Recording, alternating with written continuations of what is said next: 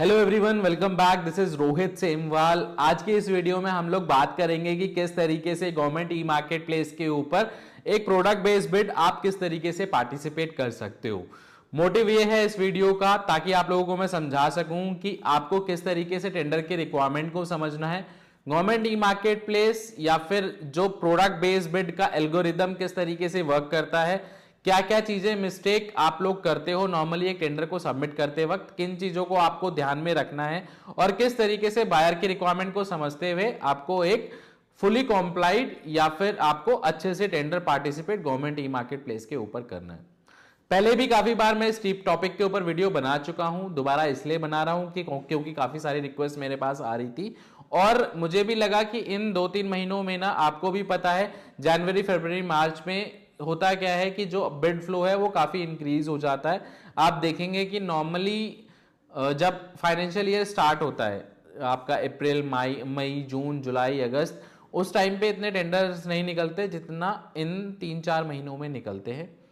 होता क्या है, क्योंकि ट्रैफिक ज़्यादा हो जाता है तो गवर्नमेंट ई मार्केट प्लेस भी थोड़ा सा स्लो हो जाता है और जिस टेंडर को सबमिट करने में नॉर्मली मान लीजिए कि 1 घंटा लगता है, तो उसमें आपको काफ़ी बार टाइम भी लग सकता है। और कभी कभार ऐसे भी केसेस होते हैं कि एंड टाइम पे अगर आप किसी बिड को लेके जा रहे हो तो हो सकता है कि वो प्लेटफॉर्म भी वर्क करना बंद कर जाए। तो सजेशन मेरा ये है कि इन 2-3 महीनों में आप लोग अपना जो टेंडर है या फिर जो भी बिड है उसे अच्छे से प्लान करके टाइमली सबमिट कर दे। टाइमली से मेरा कहने का ये मतलब है कि एटलीस्ट एक दिन पहले आप उस टेंडर को सबमिट कर दीजिए, लास्ट मोमेंट तक मत लेके जाइए, क्योंकि कुछ भी हो सकता है।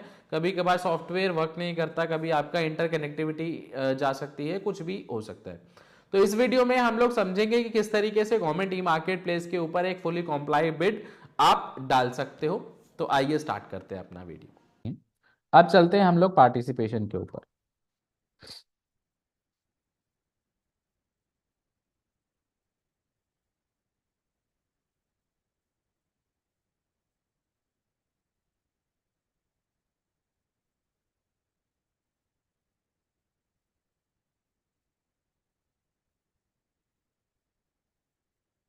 तो जब मैंने लॉगिन कर लिया अपनी प्रोफाइल में, तो यहाँ मैं बिड सेक्शन में जाऊंगा।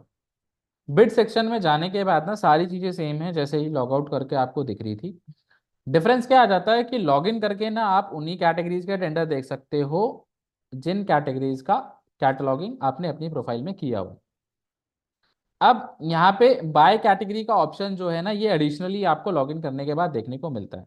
तो बाय कैटेगरी पे जब आप क्लिक करते हो ना, यहाँ पे सॉफ्टवेयर आपको वो कैटेगरीज दिखाता है जिन कैटेगरीज का कैटलॉगिंग आपने अपनी प्रोफाइल में कर रखा है। मेरी प्रोफाइल में आपको ये मल्टीपल कैटेगरीज दिख रही होंगी, बट आपकी प्रोफाइल में ना आपको कुछ ही कैटेगरीज दिखेंगी जिसका कैटलॉगिंग आपने अपनी प्रोफाइल में किया हुआ है। तो जिस भी कैटेगरी में आप टेंडर पार्टिसिपेट करना चाहते हो आप यहाँ पे सेलेक्ट कर लोगे। जैसे मैं मान लीजिए मैं टेबल कैटेगरी का टेंडर सर्च करना चाहता हूँ, तो ये नहीं दिखा रहा।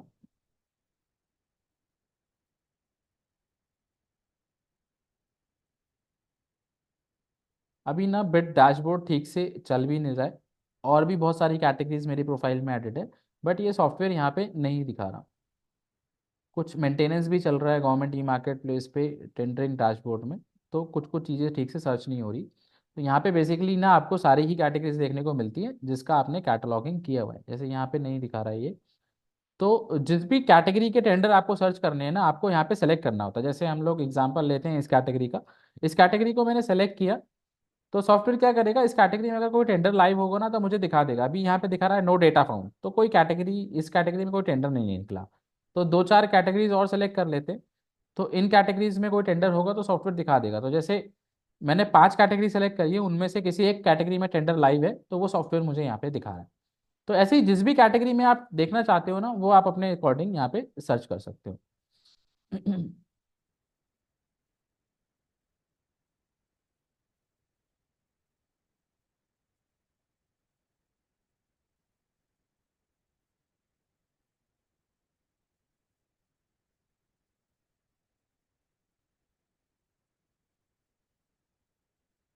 ठीक है, जैसे ये टेंडर है। अब इस टेंडर में हमें टेंडर डॉक्यूमेंट डाउनलोड करना है, तो इस ब्लू पार्ट पे क्लिक करोगे तो टेंडर डॉक्यूमेंट डाउनलोड हो जाएगा। टेंडर पार्टिसिपेट करना है तो पार्टिसिपेट पे क्लिक करोगे। टेंडर आप सर्च करेंगे जिसमें भी पार्टिसिपेट करना है, इस तरीके से आप पार्टिसिपेट पे क्लिक करेंगे और आगे प्रोसीड करेंगे। प्रोसीड करने के बाद कुछ इस तरीके से इंटरफेस आपको देखने को मिलता है। सबसे पहले आपको डिटेल्स दी गई होती हैं, bid start date, end date, bid validity, bid opening date. नीचे आपको बायर की डिटेल्स देखने को मिलती हैं कि बायर कौन है, और ये सारी डिटेल्स आपको बेसिक डिटेल्स यहाँ पे देखने को मिलती है। स्टार्ट डेट एंड डेट सबको समझ में आता है कि टेंडर कब निकला और टेंडर कब खत्म होगा। उसके बाद है यहाँ पे बिड वैलिडिटी। बिड वैलिडिटी क्या होती है कि जो भी टेंडर आप पार्टिसिपेट करते हो और उसमें जो प्राइस डालते हो या फिर जो भी ऑफरिंग डालते हो, वो कितने दिन तक वैलिड रहती है। मतलब ऐसा तो नहीं है कि कोई टेंडर आपने पार्टिसिपेट किया और उसमें आपने जो प्राइस डाला वो आजीवन या फिर हमेशा के लिए आप बाउंड हो गए बायर के साथ उसी प्राइस में देने के लिए। ऐसा बिल्कुल भी नहीं है। उसका एक डेडलाइन होता है कि वो जो प्राइस है या फिर जो भी आपकी ऑफरिंग है वो कितने टाइम तक वैलिड है। तो उसकी जो वैलिडिटी है यहाँ पे डिफाइन करी गई है कि जब भी एंड डेट होगी उसके बाद 30 दिन तक आपका जो प्राइस है वैलिड रहेगा। अगर इस 30 दिन के अंदर अगर आपको ऑर्डर बायर की तरफ से मिल जाता है तो आपको उसी प्राइस में देना पड़ेगा जो आपने at the time of bidding डाला है। चाहे वो प्राइस मार्केट में बढ़ गया हो या फिर कम हो गया हो, आपको उसी प्राइस में देना पड़ेगा। 30 दिन के बाद अगर बायर आपको ऑर्डर देना चाहेगा तो आपकी परमिशन के बिना बायर आपको ऑर्डर नहीं दे सकता। पहले उन्हें आपसे कंफर्म करना पड़ेगा कि आपने जो 30 दिन पहले रेट डाले थे क्या अब आप उसी प्राइस में दे सकते हो कि नहीं दे सकते। हो सकता है कि वो प्रोडक्ट का प्राइस बढ़ गया हो, आप ना दे पाओ, हो सकता है वो प्रोडक्ट ही आना बंद हो गया हो। तो इस वैलिडिटी के बाद अगर बायर आपको ऑर्डर देना चाहता है तो उसे पहले L1 वाले बिडर की परमिशन लेनी पड़ती है, तब वो प्रोसीड कर पाता है। फिर है यहाँ पे बायर। बायर वो होता है जो टेंडर निकालता है। ऊपर यहाँ पे आपको कंसाइनी की डिटेल्स दी गई होती है। कंसाइनी वो है जहाँ पे आपको मटेरियल पहुंचाना है, जहाँ पे आपको डोर डिलीवरी देनी है, यही वो एड्रेस होता है जहाँ पे आपको मटेरियल पहुंचाना होता है। तो देखिए बायर कौन है, चमन लाल जी हैं, और कंसाइनी कौन है, आपका सुधीर कुमार गोयल जी। तो हमारा ना बायर से कोई मतलब नहीं है। कंसाइनी लोकेशन हमें चेक करनी है हमेशा। जब भी आपको कोई टेंडर पार्टिसिपेट करना है हमेशा कंसाइनी की लोकेशन आपको चेक करनी है। उसी के अकॉर्डिंग आपको अपना टेंडर प्रिपेयर करना है, क्योंकि यही वो एड्रेस है जहाँ पे आपको कल को मटेरियल देना है। कई लोग क्या करते हैं, कंसाइनी को चेक नहीं करते और बायर को ही चेक करके टेंडर सबमिट कर देते हैं। कभी कभार ऐसा भी हो सकता है कि टेंडर निकला है दिल्ली से, मटेरियल देना है जम्मू कश्मीर में। तो उस केस में क्या होता है कि फ्रेट कॉस्ट इतना बढ़ जाता है, क्योंकि आपने तो टेंडर प्रिपेयर किया है दिल्ली के अकॉर्डिंग और मटेरियल देना है जम्मू कश्मीर में, तो फ्रेट कॉस्ट इतना बढ़ जाता है कि आप उसे एग्जीक्यूट ही नहीं कर पाते। तो कहने का ये मतलब है जब भी आपको कोई टेंडर के लिए वर्क करना है या फिर प्रोसीड करना है हमेशा कंसाइनी की लोकेशन आपको चेक करनी है। उसके बाद है स्पेसिफिकेशन। स्पेसिफिकेशन पे जब आप क्लिक करते हो तो यहाँ पे आपको देखने को मिलता है कि बायर को क्या स्पेसिफिकेशन रिक्वायर्ड है या फिर किस स्पेसिफिकेशन का प्रोडक्ट बायर ने मांगा। तो जिस भी स्पेसिफिकेशन का प्रोडक्ट बायर ने मांगा है ना वो आपको यहाँ पे देखने को मिलता है। देखिए जेम का जो इकोसिस्टम है किस तरीके से वर्क करता है कि जेम कैटेगरी बनाता है, सेलर उसमें प्रोडक्ट अपलोड करता है और बायर उसे खरीदता है। मतलब कैटेगरी बनी है, सेलर ने प्रोडक्ट अपलोड किया है, तभी बायर खरीद सकता है, अदरवाइज नहीं खरीद सकता। तो प्रोडक्ट था मार्केट में तभी टेंडर निकला है। अगर प्रोडक्ट मार्केट में नहीं होगा तो टेंडर निकल ही नहीं सकता। तो बायर बिड बनाते वक्त क्या करता है, मार्केट में से ही किसी एक प्रोडक्ट को सिलेक्ट करता है और उस प्रोडक्ट के जो पैरामीटर्स है ना वो इस तरीके से बिड के पैरामीटर्स बन जाते हैं। तो जब आप टेंडर में पार्टिसिपेट करते हो तो आपको यहाँ पे सेलेक्ट कैटलॉग करना है। सेलेक्ट कैटलॉग जब मैंने किया तो सॉफ्टवेयर मुझे यहाँ पे मैसेज दे रहा है, you have no matching product available according to buyer requirement. तो इसका मतलब क्या है, इसका मतलब ये है सर कि इस कैटेगरी का इस कैटेगरी का कोई ना कोई प्रोडक्ट तो मेरी प्रोफाइल में एडेड है, तभी सॉफ्टवेयर मुझे इस कैटेगरी के टेंडर दिखा रहा है और पार्टिसिपेट करने दे रहा है। बट हो सकता है बायर की रिक्वायरमेंट के अकॉर्डिंग एग्जैक्ट मेरी प्रोफाइल में प्रोडक्ट एडेड ना हो, तभी मुझे सॉफ्टवेयर नीचे मैसेज दे रहा है। तो जेम पे अगर आपको कोई टेंडर पार्टिसिपेट करना है तो बायर की रिक्वायरमेंट को मैच करना पड़ता है, एग्जैक्ट सेम पैरामीटर पे आपका प्रोडक्ट अपलोडेड होना चाहिए, तभी आप टेंडर पार्टिसिपेट कर पाओगे, अदरवाइज नहीं कर पाओगे। आज से पहले क्या होता था, आज से पहले मतलब जेम से पहले या फिर जेम से अदर प्लेटफॉर्म पे क्या होता है, वहां पे अगर आप टेंडर पार्टिसिपेट करते हो ना तो वहां पे आपको पेपर के ऊपर टेक्निकल कॉम्प्लाइंस बना के देनी होती है। एक जगह आप बायर की रिक्वायरमेंट लिखते हो और एक जगह आप अपनी ऑफरिंग देते हो कि हम लोग क्या ऑफर कर रहे हैं। बायर ने मांगा है कीबोर्ड ट्रे, आप लिखते हो यस। बायर ने मांगा है फुटरेस्ट, ये स्पेसिफिकेशन का, तो आप लिखते हो यस। कहीं पे कोई डेविएशन होती है ना, तो आप मेंशन कर देते हो कि सर आपने ये मांगा था, हम ये ऑफर कर रहे हैं। बट जेम पे ऐसे नहीं होता, जेम कैटलॉग बेस्ड प्लेटफॉर्म है, आपको कैटलॉगिंग करनी पड़ती है बायर की रिक्वायरमेंट के अकॉर्डिंग। मान लीजिए बायर को एक फोन का टेंडर करना है, और फोन का टेंडर उसने निकाला, और उसमें उसे इंटरनल मेमोरी रिक्वायर्ड है, उसने स्पेसिफिकेशन डाल रखी है कि जो मुझे इंटरनल मेमोरी चाहिए वो 64 GB की चाहिए। आपके पास जो मॉडल है ना ऑफर करने के लिए, वो 128 GB का है, आपका डबल कैपेसिटी का मॉडल है, सुपीरियर को सुपीरियर क्वालिटी का है, अच्छा प्रोडक्ट आप देना चाह रहे हो। बट सॉफ्टवेयर को ना ये लैंग्वेज समझ में नहीं आती। अगर टेंडर निकला है 64 पे, तो पार्टिसिपेट भी 64 पे ही होगा, ना ही 128 पे, ना ही 70 पे, ना ही 50 पे। आपको एग्जैक्ट मतलब 64 पे निकला है तो 64 पे ही अपना प्रोडक्ट अपलोड करना पड़ेगा, तभी आप उस टेंडर को पार्टिसिपेट कर पाओगे गवर्नमेंट ई मार्केट प्लेस पे, अदरवाइज नहीं कर पाओगे। अगर एक छोटा सा भी पैरामीटर मिसमैच होगा ना बायर की रिक्वायरमेंट के अकॉर्डिंग, तो सॉफ्टवेयर आपको यहाँ से आगे प्रोसीड करने ही नहीं देता।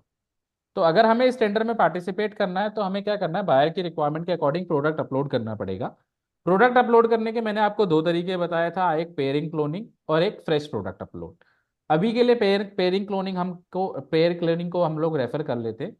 हमें क्या करना है, इस कैटेगरी में जाना है जिस कैटेगरी में टेंडर निकला है। तो कैटेगरी का नाम यहाँ पे मेंशन है, एग्जीक्यूटिव टेबल वर्जन 2। इस कैटेगरी में हम लोग जाएंगे।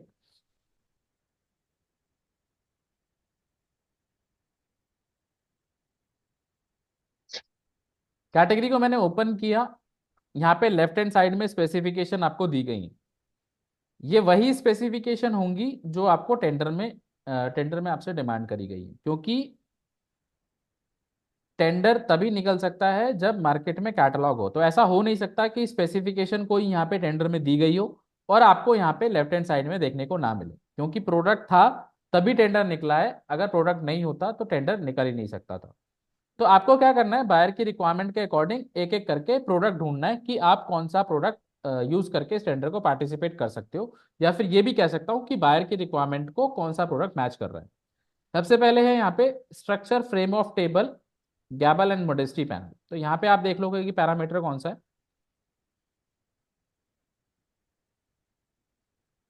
स्ट्रक्चर फ्रेम ऑफ टेबल ये है, गैबल एंड मोडेस्टी पैनल ये मैंने सेलेक्ट कर लिया। तो बाकी के जो प्रोडक्ट्स हैं ना वो बाहर हो जाएंगे, वो स्टैंडर्ड के मतलब इस स्पेसिफिकेशन में जो नहीं होंगे वो हट जाते हैं, यहाँ से एलिमिनेट हो जाते हैं। उसके बाद है type of storage provided.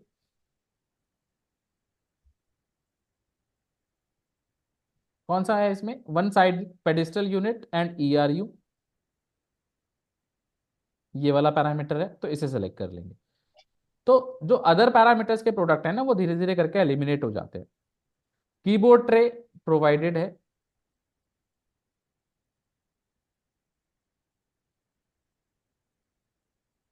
Footrest provided और नॉट प्रोवाइडेड, दोनों ही पैरामीटर अलाउड है, तो इसमें कोई करने की जरूरत नहीं है। बाकी यहाँ पे देख लेंगे कि दो ही पैरामीटर है, तो दोनों ही बायर ने अलाउड कर रखे हैं, तो इसे हमें सेलेक्ट करने की जरूरत नहीं है, दोनों में से कोई भी चल सकता है। टेबल टॉप मटेरियल क्या है, प्री लैमिनेटेड MDF बोर्ड।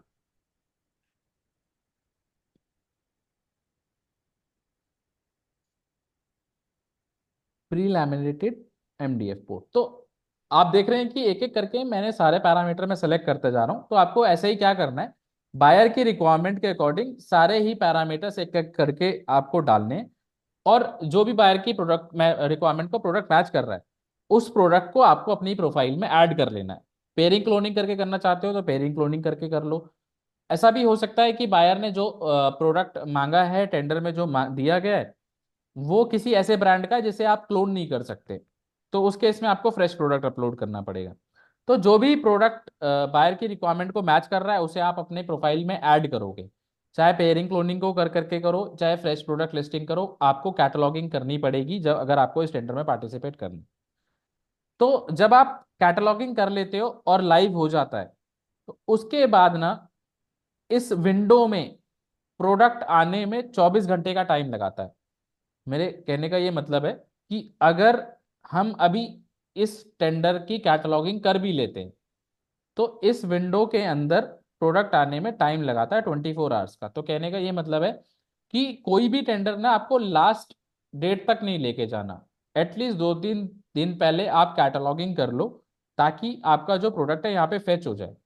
मान लीजिए आज ही का टेंडर है और आज 2 घंटे पहले ही आप उसकी कैटलॉगिंग करने बैठ रहे हो, कैटलॉगिंग तो कर लोगे बट टेंडर पार्टिसिपेट नहीं कर पाओगे, क्योंकि इस विंडो में सॉफ्टवेयर प्रोडक्ट को क्रॉल करने में टाइम लगाता है। तो कैटलॉगिंग करने के बाद का प्रोसेस किस तरीके से होता है वो समझ लेते हैं। ठीक है, तो अब इसके आगे का प्रोसेस समझ लेते हैं कि जब प्रोडक्ट फेच हो जाता है तो उसके बाद किस तरीके से आपको देखने को मिलता है।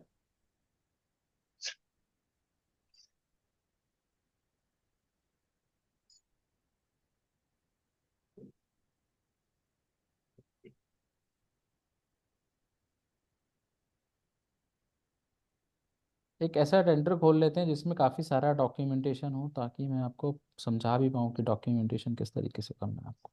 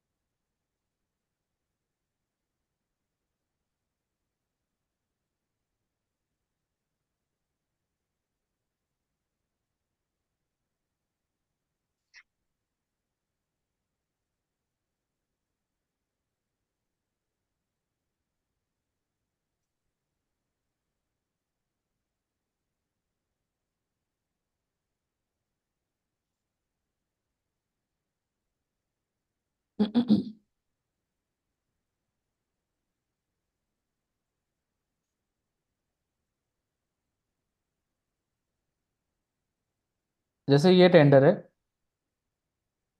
कंफ्यूज मत होना, ये दोनों अलग अलग टेंडर है। पहले हम जो रेफर कर रहे थे वो अलग टेंडर था, ये अलग टेंडर है। इसका यूज मैं इसलिए कर रहा हूँ ताकि मैं उसके आगे का प्रोसेस समझा सकूं, क्योंकि उसमें अगर हमें कैटलॉगिंग करेंगे तो अभी सॉफ्टवेयर उसे फेच नहीं करेगा। तो जब आपका प्रोडक्ट लाइव हो जाता है तो इस तरीके से आपको देखने को मिल जाता है इस विंडो में। तो आप क्या करोगे, उस प्रोडक्ट को सिलेक्ट करोगे, उसे सेलेक्ट करने के बाद आगे आप प्रोसीड करोगे। उसके बाद आपको प्राइस डालना होता है। तो जितना भी आपका प्राइस है वो आप यहाँ पे डालोगे, पर यूनिट प्राइस आपको डालना होता है। सॉफ्टवेयर आपको टोटल करके दिखा देता है। पर यूनिट प्राइस आप डालोगे तो यहाँ पे जो भी आपको प्राइस डालना होता है ना, वो सब कुछ इंक्लूड करके डालना होता है। आपका टैक्स, आपका प्रॉफिट, आपका फ्रेट, आपके जितने भी खर्चे हैं, सारा ही आपको इंक्लूड करना होता है इस प्राइस में। इसके ऊपर कोई भी पैसे आपको नहीं मिलने वाले। यही आपका लास्ट अमाउंट होता है जिसपे आपका परचेज ऑर्डर जनरेट होता है। प्लस जेम के भी कुछ ट्रांजैक्शन चार्ज होते हैं, उन्हें भी आप कंसिडर कर सकते हो। जैसे ही 20 लाख के ऑर्डर आप जेम पे कंप्लीट कर लेते हो, 10,000 प्लस जीएसटी की पेमेंट आपको जेम को देनी होती है एज अ ट्रांजैक्शन चार्ज। एक बार आपने माइलस्टोन कंप्लीट कर लिया, दोबारा मतलब 20 लाख आपने कर लिया, माइलस्टोन चार्जेस आपने दे दिए। फिर उसके बाद अगर कोई भी ऑर्डर आपको 5 लाख या 5 लाख से ऊपर का आता है, मतलब सिंगल ऑर्डर वैल्यू 5 लाख से ऊपर की आती है, तो आपको 0.5% आपको जेम को देना होता है ऑर्डर वैल्यू का as a transaction charge. 30 lakh या 30 लाख से ज्यादा कोई भी 30 लाख से ऊपर का कोई भी ऑर्डर वैल्यू, आपका सिंगल ऑर्डर वैल्यू आपका 30 लाख या 30 लाख से ज्यादा का है, तो उसमें भी आपको 0.5% आपको जेम को देना होता है एज अ ट्रांजेक्शन चार्ज। तो वो भी आप कर सकते हो, अगर आप इंक्लूड करना चाहो तो वो आप डालोगे और आगे प्राइस डाल के आगे प्रोसीड करोगे। उसके बाद यहाँ पे आपसे सॉफ्टवेयर डॉक्यूमेंट्स मांगा है। डॉक्यूमेंट्स कौन कौन से मांगे हैं बायर ने? Experience criteria, past performance, bidder turnover, certificate requested in ATC, OEM authorization certificate, OEM annual turnover, additional document 1। Experience criteria क्या होता है? देखिए, एक्सपीरियंस क्राइटेरिया में आपको पास्ट वर्क ऑर्डर देने होते हैं, जो भी आपने सिमिलर कैटेगरी में पहले काम किया है उसका प्रूफ आपको देना होता है। कितना देना होता है वो टेंडर डॉक्यूमेंट में लिखा होता है। जैसे यहाँ पे लिखा गया है years of past experience required, 1 साल का मांगा गया है। तो लास्ट 1 साल में आपने सिमिलर कैटेगरी में जो भी काम किया है, उसके परचेज ऑर्डर, उसका वर्क कंप्लीशन सर्टिफिकेट, जो भी आपके पास है प्रूफ, उसको पीडीएफ बना के आप यहाँ पे अपलोड करोगे। उसके बाद है पास्ट परफॉर्मेंस। पास्ट परफॉर्मेंस में भी आपको पास्ट वर्क ऑर्डर ही देना होता है, बट यहाँ पे डिफाइन होता है कि पास्ट परफॉर्मेंस आपको कितनी देनी है। जैसे यहाँ पे पास्ट परफॉर्मेंस मांगी गई है 10%। तो ये जो 10% की पास्ट परफॉर्मेंस है ना, पहले क्वांटिटी वाइज होती है और फिर वैल्यू वाइज होती है। क्वांटिटी वाइज मतलब मान लीजिए आप कोई टेंडर पार्टिसिपेट कर रहे हो और उसकी जो टोटल क्वांटिटी है उस टेंडर की 100 है, और उसमें पास परफॉर्मेंस मांगी है 10%। तो 100 का 10% कितना हुआ? 10। तो 10 क्वांटिटी आपने पहले कहीं पे सप्लाई करी होनी चाहिए, उसका प्रूफ आपको देना है। 20% मांगी है तो 20 क्वांटिटी, 30% मांगी है तो 30 क्वांटिटी, 50 मांगी है तो 50 क्वांटिटी, 50% मांगा है तो 50 क्वांटिटी। तो पहले ये क्वांटिटी से कैलकुलेट होती है। जिस केस में क्वांटिटी कैलकुलेट नहीं की जा सकती, मतलब ये जैसे एक टेंडर है, ये सिंगल क्वांटिटी का है, तो एक का 10 तो कुछ होगा नहीं, मतलब एक का 10% तो कुछ होगा नहीं, सिंगल क्वांटिटी को तो आप तोड़ नहीं सकते हो। तो उस केस में वैल्यू वाइज होती है। मतलब अगर आप उस टेंडर की जो टेंटेटिव ऑर्डर वैल्यू है वो 1 करोड़ रुपए है, तो 1 करोड़ का 10% 10 लाख रुपए हो गया, तो 10 लाख रुपए तक का काम आपने पहले किया होना चाहिए। तो उसका पीडीएफ आप यहाँ पे अपलोड करो। फिर है बिडर टर्नओवर। बिडर टर्नओवर में आपको टर्नओवर सर्टिफिकेट देना होता है। आपका सीए एक सर्टिफिकेट बना के दे देगा आपको, टर्नओवर सर्टिफिकेट, वो आप यहाँ पे अपलोड कर दोगे। इस टेंडर में क्वालिफाई होने के लिए कितनी टर्नओवर चाहिए वो टेंडर में लिखा होता है। जैसे यहाँ पे लिखा होगा minimum average annual turnover bidder की कितनी रिक्वायर्ड है, 5 लाख रुपए। तो टर्नओवर में तो आप ज्यादा कुछ कर नहीं सकते, जितनी भी एक्चुअल होगी ना वो आपका सीए आपको लिख के दे देगा, वो आप एज इट इज अपलोड कर दो। फिर है certificate requested in ATC. Certificate requested in ATC का मतलब है certificate requested in additional terms and condition. तो एडिशनल टर्म्स एंड कंडीशन आपको दो जगह देखने को मिलती है। एक कंसाइनी के ऊपर आपको यहाँ पे टर्म्स एंड कंडीशन देखने को मिलती है, इसे आप ओपन कर लोगे, जो भी टर्म्स एंड कंडीशन है यहाँ पे इन्हें पढ़ लोगे, जो भी डॉक्यूमेंट बायर ने मांगे हैं उसे एक पीडीएफ में बना के आप अपलोड कर दोगे। कहीं पे कोई सर्टिफिकेट मांगा है तो सर्टिफिकेट आपको अपलोड करना है। अगर मान लीजिए किसी ने मांगा आईएसओ सर्टिफिकेट देना है, तो आईएसओ सर्टिफिकेट आप यहाँ पे अपलोड करना है। और मान लीजिए कहीं पे जेनरिक टर्म्स है जहाँ पे खाली आपको इन्फॉर्मेशन बायर ने दी है एटीसी के द्वारा, तो वहां पे आप क्या कर लोगे, एक डिक्लेरेशन दे दोगे कि हमने आपकी दी हुई जो टर्म्स एंड कंडीशन है वो पढ़ ली है, और इनकेस अगर हमें ये टेंडर मिलता है तो हम रेडी हैं आपकी शर्तों के अकॉर्डिंग या फिर आपकी टर्म्स एंड कंडीशन के अकॉर्डिंग इस टेंडर को एग्जीक्यूट करने के लिए। तो एक डिक्लेरेशन भी आप दे सकते हो, बिड एक्सेप्टेंस दे सकते हो आप। बट हर एक केस में बिड एक्सेप्टेंस खाली वर्क नहीं करती। जहां पे अगर बायर ने कोई डॉक्यूमेंट डिमांड किया है आपसे तो वो डॉक्यूमेंट भी आपको देना पड़ेगा। तो एक तो आपको इस तरीके से कंसाइनी के ऊपर आपको टर्म्स एंड कंडीशन देखने को मिलती है। कभी कभार क्या होता है ये ना बटन वर्क नहीं करता या फिर टर्म्स एंड कंडीशन ओपन नहीं होती, तो उस केस में टेंडर डॉक्यूमेंट जब आप डाउनलोड करते हो ना, तो लास्ट में यहाँ पे लिखी होती है buyer edit bid specific terms and condition, यहाँ पे भी आप रेफर कर सकते हो। अब जैसे यहाँ पे लिखा गया है, एटीसी में लिखा है GST certificate, PAN card, Aadhaar card, balance sheet, ISO certificate मांगा गया है, तो आपको ये अपलोड करना है, तो वो आप यहाँ पे अपलोड करोगे। फिर है ओईएम ऑथराइजेशन सर्टिफिकेट। किसी ऐसे सेलर, किसी ऐसे ओईएम का प्रोडक्ट बेच रहे हो, ऐसा प्रोडक्ट बेच रहे हो जैसा ओईएम कोई और है, तो उससे परमिशन सर्टिफिकेट या फिर ऑथराइजेशन सर्टिफिकेट लेके आप डालोगे। ओईएम एनुअल टर्नओवर, सेम उसी का ओईएम का जो टर्नओवर सर्टिफिकेट है आप यहाँ पे अपलोड कर रहे हो। उसके बाद है additional document 1। Additional document 1 basically कुछ नहीं होता, ये एक्स्ट्रा स्पेस आपको प्रोवाइड कराया जाता है कि जैसे मान लीजिए कि बायर ने एटीसी में काफी सारे डॉक्यूमेंट्स आपसे मांग लिए, बट यहाँ पे जो फाइल अपलोड होती है ना वो मैक्सिमम 10 MB की होती है। तो अगर आपके जो फाइल है वो बड़ी हो रही है, तो ये स्पेस आपको दिया जाता है कि आप अपने एक्स्ट्रा डॉक्यूमेंट्स यहाँ पे एकोमोडेट कर सकते हो। ऐसा इसका कोई मतलब नहीं होता कि यहाँ पे आपको कोई एडिशनल डॉक्यूमेंट देना, तो ये एक्स्ट्रा स्पेस आपको दिया जाता है। तो एक एक करके आप क्या करोगे, ये सारे जो भी डॉक्यूमेंट्स बायर ने मांगे हैं इन्हें आप अपलोड कर दो।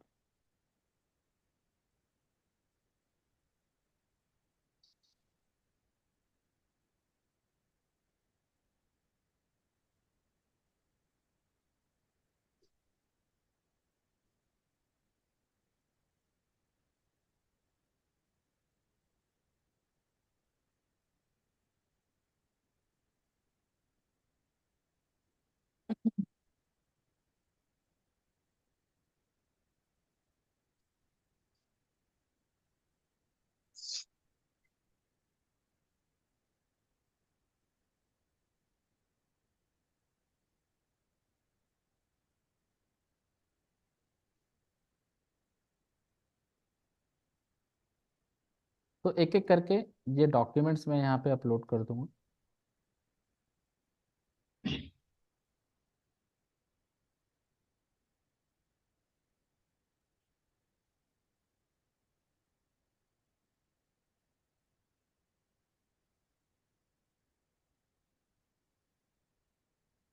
और इसे सेव करूंगा। नेक्स्ट स्टेप है हमारा ईएमडी का।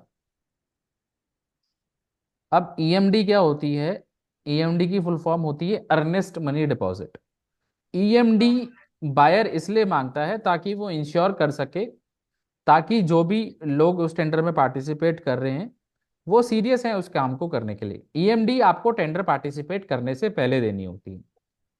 इसीलिए देनी होती है कि ताकि बायर इंश्योर कर सके कि आप लोग अगर उसमें पार्टिसिपेट कर रहे हैं तो आप इंटरेस्टेड हैं उस काम को करने के लिए। ऐसा नहीं कि कल को आपको ऑर्डर दे दिया जाए और आप बोलो कि नहीं, हमने तो ऐसे ही टेंडर पार्टिसिपेट किया था, खाली चेक करने के लिए कि टेंडर होता किस तरीके से।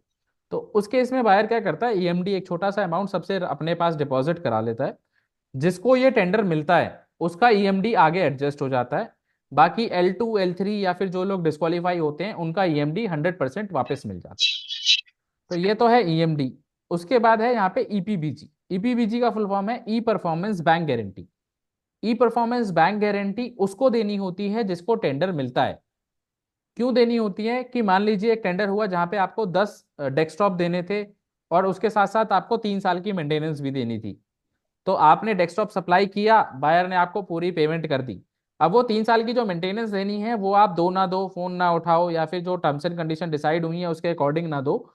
तो उससे बचने के लिए बायर क्या करता है, वो स्मूथली चलता रहे सारा प्रोसेस, एक छोटा सा अमाउंट एक ईपीबीजी के रूप में अपने पास रख लेता है कि भैया जो भी टर्म्स एंड कंडीशन डिसाइड हुई है उसके अकॉर्डिंग आप ये मेंटेनेंस दे दो या फिर काम कर दो। जब आपका वो कंप्लीट हो जाएगा तो आप अपना अमाउंट वापस, आपको 100% ये भी मिल जाता है। तो ये ईएमडी और ईपीपीजी इस तरीके से वर्क करते हैं।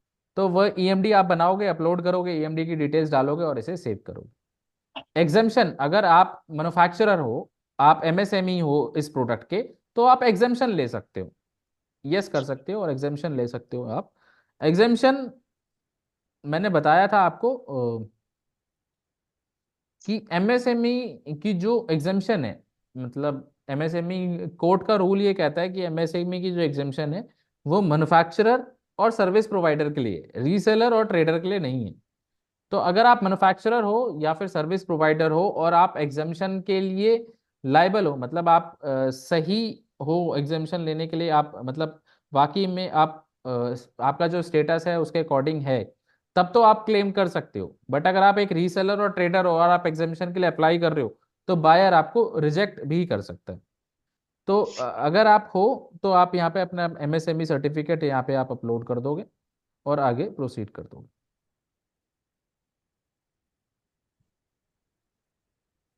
ये मेरा एग्जाम्प्ट हो गया। सेव करूंगा। सेव करने के बाद लास्ट जो स्टेप है ओटीपी का आता है, वेरीफाई ओटीपी आप करोगे। एक ओटीपी आपके पास आएगा और ओटीपी डाल के आप इस टेंडर को सबमिट करोगे।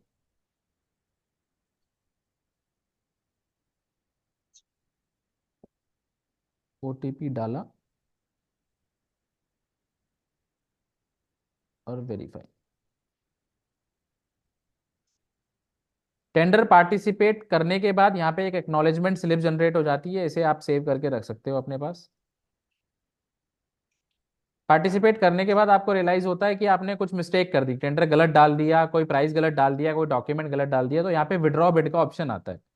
3 बार आप इसे विड्रॉ कर सकते हो और दोबारा से रीपार्टिसिपेट कर सकते हो जब तक इसकी डेडलाइन क्लोज नहीं हो जाती। जैसे मैंने यहाँ पे विड्रॉ कर दिया, रीपार्टिसिपेट का यहाँ पे ऑप्शन आ गया, आप इसे रीपार्टिसिपेट कर सकते हो जब तक इसकी डेडलाइन क्लोज नहीं हो। तो जब भी कोई टेंडर निकलता है ना, कोई टेंडर अगर निकला है और उसमें आपको कोई डाउट है, कोई क्वेश्चन है, या फिर आप बायर से कुछ पूछना चाहते हो, तो जब भी टेंडर निकलता है, जैसे ये टेंडर आज 2 तारीख को निकला है, तो स्टार्टिंग के 4 डेज में ना आपको यहाँ पे ऑप्शन मिलता है क्रिएट रिप्रेजेंटेशन का। अगर आपको कोई डाउट है, कोई क्वेश्चन है, कोई क्वेरी आपको बायर से करनी है, तो आप यहाँ पे डाल सकते हो, क्वेश्चन बायर से पूछ सकते हो। बायर के लिए मैंडेटरी है आपकी क्वेरी का रिप्लाई करना। बट ये जो विंडो है ना, 4 दिन, स्टार्टिंग के 4 डेज ही आपको मिलता है, 4 दिन बाद ये विंडो क्लोज हो जाती है। बायर के लिए मैंडेटरी है आपका रिप्लाई करना। इनकेस अगर बायर इग्नोर करता है या फिर जानबूझ के रिप्लाई नहीं करता, तो सॉफ्टवेयर आगे जाके या फिर बाद में उसे टेंडर ओपन नहीं करने देता। तो अगर आपका कोई क्वेश्चन, कोई क्वेरी है या फिर बायर से आप कोई कम्युनिकेशन करना चाहते हो तो इस विंडो के थ्रू आप कर सकते हो। बायर आपको रिप्लाई जरूर करेगा। बट 4 दिन के बाद ना ये विंडो क्लोज हो जाती है। अभी यहाँ पे क्रिएट रिप्रेजेंटेशन दिखा रहा है। जब ये क्लोज हो जाएगा तो यहाँ पे माई रिप्रेजेंटेशन दिखाएगा, जैसे यहाँ पे दिखा रहा है माई रिप्रेजेंटेशन। माई रिप्रेजेंटेशन में कुछ नहीं, अगर आपने कोई रिप्रेजेंटेशन डाली होगी तो यहाँ पे वो उसका रिस्पॉन्स या फिर उसका जो डेटा है वो आपको देखने को मिलेगा। तो कुछ इस तरीके से आप लोग टेंडर की रिक्वायरमेंट को समझ के अपना रिस्पॉन्स सबमिट कर सकते हो और एक fully comply bid government e market place के ऊपर सबमिट कर सकते हो। आपका कोई सजेशन है, कोई प्रॉब्लम फेस कर रहे हो आप गवर्नमेंट ई मार्केट प्लेस के ऊपर, तो मुझे आप कमेंट करके बता सकते हो। मैं ट्राई करूंगा उस पर वीडियो बनाने का। जल्दी मिलेंगे एक नई वीडियो के साथ। चैनल को सब्सक्राइब करिए ताकि इस तरीके की वीडियो आप लोगों तक पहुंचती रहे। Thank you so much.